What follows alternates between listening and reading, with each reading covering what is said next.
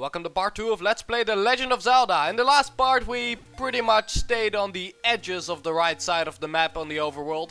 So today we're gonna explore the few things that are in between. Things we could have gotten in the first part. In fact, a lot of people get as much as they can before going into the first dungeon. But for the sake of this Let's Play, I like balancing out how much time in a part you spend on the overworld and how much in the dungeons. Besides, getting everything the moment you can involves a lot of go all the way over here for this one thing and then go all the way back, and then you see a lot of time just walking over the overworld without actually getting anything. So, like I said in the first part, I mostly go after the items when it's convenient, when I'm going in that direction anyway. I make the occasional slight detour like I'm doing right now, because I still like getting things as soon as I can, but I don't go too much out of my way. And in the end I still show off everything, with a few minor exceptions being certain caverns. All the secret caverns you can find in this game, if you know where they are all split into different categories. One of which we already saw in the last part and saw 10 seconds ago was the It's a Secret to Everybody moblin. Those are pretty much free rupees and I show off every single one of those. Then there's the one where you can choose between a heart container and a potion, and just as a friendly reminder, always go with the heart container. I show off every single one of those because that's the only way you're gonna get maximum health in this game. Then there are also the shops, which we saw one of in the last part. There are a bunch of different shops and sometimes they sell different things, sometimes they also sell the same things at different prices.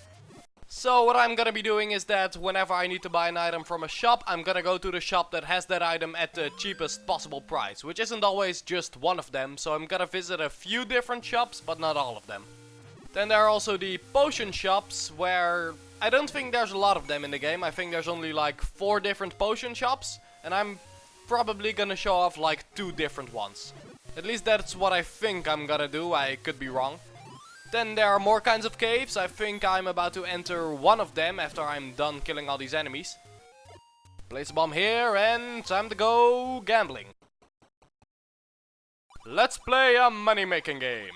So, like I said, it's pretty much gambling. You choose one of these and there's a chance you will either get 50 rupees, lose 10 rupees, or even lose 40 rupees. So, whether or not using those is a good idea or not is all up to you. I think I'm gonna show off every one of them, or at least close to all of them. And then there is one more kind of cave, and that is the pay me for the door repair cave, which I'm only gonna show off one of them.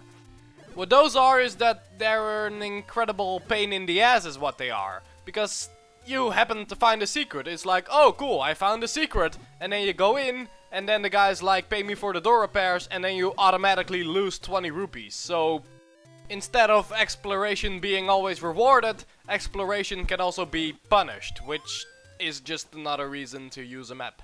New item time! This is where we buy the blue candle. The blue candle can be bought in 3 different shops, I think, and all of them sell him for 60 rupees, so in that case it doesn't really matter where you buy it as long as they sell it. But for example, he was also selling a key for 100 rupees, where there are other shops where you can buy a key for 80 rupees. On a side note, I never buy keys. You never really need to buy keys. The dungeons give you more than enough keys, though there are occasions where you can use a key on somewhere where you don't need to go and you don't know that ahead of time, so you can run out of keys in the dungeons. But then there are also other dungeons that give you more keys than you can use in that dungeon, so it balances out a bit.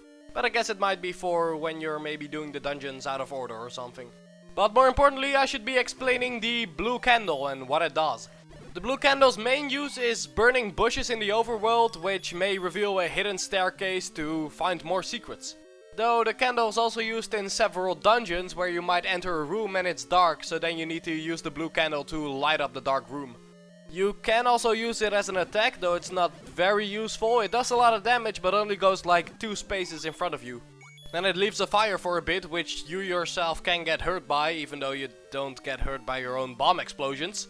But the main reason I don't use it as an attack is because it can only be used once per screen. So if I use the blue candle now, I can't use it again until I go to the next room.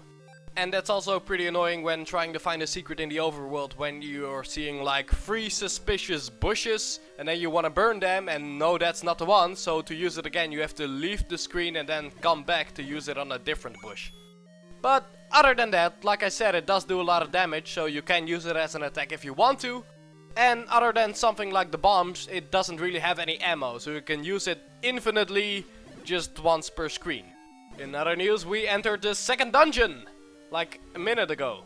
This is the Moon Dungeon, and it's actually pretty straightforward, since there are not a lot of ways you can go. You can either go to Progress, or to a side room where you can fight a bunch of enemies for rupees and sometimes some other things. But this is just not a dungeon where you'll get lost or anything. I don't remember if I said this in part 1, but unlike the confusing and large overworld, the dungeons on the other hand are pretty well designed. They're non-linear without being confusing, and if there's a secret to find, it's usually pretty easy to find, or at least it's clear how to find it. And it's weird, because in Zelda 2, they do the exact opposite. In Zelda 2, the overworld map is laid out in a way that you always know where you are. You don't have a map, but you don't really need one for the overworld. But then the dungeons in Zelda 2, you don't have a map, even though in this game you do have a map for the dungeons. They're extremely large and rooms look alike. You can always go in so many directions and you get overwhelmed that it's just odd how they completely turned that around. I think it would have been amazing if Zelda 1 had the overworld that Zelda 2 had. Zelda 2's overworld is just so much better. All the areas are so much more distinct that they never reuse a layout. What's especially great about it is that you can't go over the entire map all from the beginning. You have to sort of unlock new areas by getting new abilities. I know that makes it a lot more linear, but the NES simply wasn't ready for that kind of non-linearity that this game tries to have in its overworld. I've said the same thing during Metroid. By the time the Super Nintendo came around, they were definitely ready for it, and they did. That's why we have Super Metroid and A Link to the Past. And while Metroid 1 and Zelda 1 both laid the foundation for those games, they simply weren't ready for it, and as individual games they don't hold up as well as the second ones, because Zelda 2 and Metroid 2 both tried to do something that they actually were ready for. Unlike the first games that were just ahead of its time and aged poorly because of it. Now back to what's going on in the dungeon. A few rooms ago we got a different boomerang, which is the magical boomerang. The only difference from the normal boomerang is that it has a lot more range, but I like the normal boomerang, so I'll take an upgrade any day. It is a weapon you're gonna see me use more often than other people probably would. But hey, unlike any other weapon, it can actually go diagonally instead of the usual 4 directions. It has 8 directions, which is twice as much, which is like the only weapon that can do so. Including Link. He can walk in 4 different directions, but he can throw his boomerang in 8 different directions.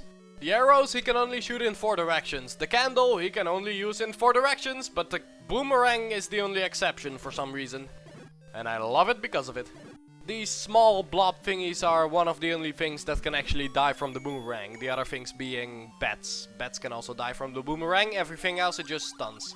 Also, I love this bit. The Dodongo dislikes smoke. The hints in this game are so terrible, it's amazing.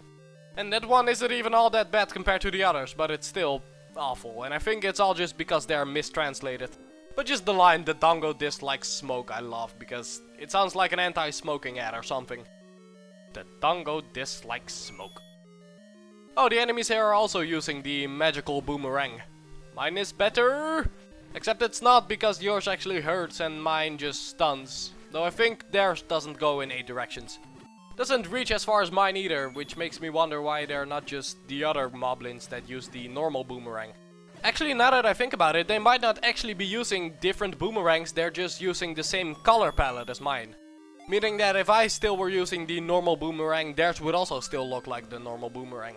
Anyway, as you can see, we're about to enter the room next to the one with the Triforce, meaning it's boss time. This is Dodongo, and as you may have heard, he dislikes smoke.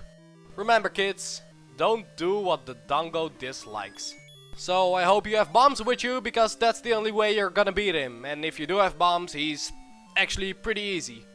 So that about wraps things up for part 2 of Let's Play The Legend of Zelda, and I hope to see you next time in part 3.